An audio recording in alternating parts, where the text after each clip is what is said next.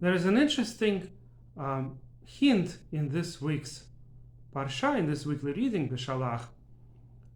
It's hinted to 72 mystical divine names. Rashi, the main commentator of the Torah, doesn't write anything on the actual verses. These are the verses in 14th chapter of the book of Exodus, the book of Shemot, 19th verse through 21st verse, 3 verses in a row. And Rashi doesn't say anything on this particular commentary on the Torah, but he does say it on his commentary in Tractate Sukkah. It mentions in the tractate that deals with the holiday of Sukkot that the Jewish people used to go around the Mizbeach in the temple and said a prayer calling on Hashem, Ani vahu Hoshiana. We of course say it today also in the synagogues in Sukkot when we go around the bima with the four, the Dalet Minim, the four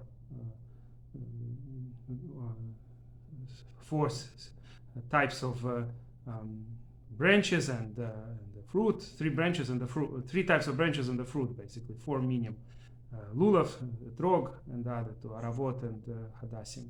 So when we go around the bima and we say ani vahu hoshiana in these hoshanot, it comes from the Mishnah in Tractate Sukkot, and Rashi explains the meaning of these 2 names as the mystical divine names that come out from these 3 verses. And some commentators to the Torah actually on these verses also bring this. Hizkuni, for example. And that is, if you look, the 19th, the 20th, and the 21st verse in the 14th chapter, they all have exactly 72 letters. And if you put these verses, let's say, in 3 rows, then you could have 72 mystical names that each has 3 letters. 72 3-letter names that appear in the columns. However, you have to write the middle verse in the opposite order. So, for instance, the first name is Vav Hei Vav, because it's the first letter of the first verse, the last letter of the second verse, and the first letter of the third verse. And similarly, the second name would be second letter of the first verse, pre-last letter of the second verse, and the second letter of the last verse, etc. That's how you have 72 divine names. And the first of those names is Vav Hei Vav, and the middle of those names, the 37th one, is Aleph Nun Yud. So it's kind of like saying Ani Vahu, to me and to you. That's what it sounds like. Meaning, Hashem, please save us from this exile we're in, but you're also with us in this exile. So save you with us. That's the kind of simple meaning. But there are, of course, many other layers of meaning in this. And in fact, those various divine names that are hinted in these 3 verses have various sigulot, the various ways that Hashem rules the world is through his names. Names of Hashem are in a way channels through which Hashem rules the world. That's what the Midrash says, in fact. Midrash Rabbah to the Parshat Shemot 3 weeks ago, it says that when Moshe asked Hashem, what is your name? Hashem said, according to the Midrash, I have many names. It depends on what I do. So the names of Hashem have to do with his actions. And most of the names are pronounced only during prayer. And some names are not pronounced at all. And then there are all these mystical names that are written in Kabbalistic books. So this is one of those collections of names that each of these 3-letter names has specific sigulot, specific qualities to it. For example, the Arizal explains that one of the names has to do with treating the sick. It mentions in the Talmud that when someone would be sick, in order to get him out, they would give him a hand. Yahav leyadei. He gave him his hand and took him out of the sickness. So Arizal says that the first letters of Yahav leyadei, Yud Lamed Yud. That's one of these 72 mystical names, and that has to do with treatments.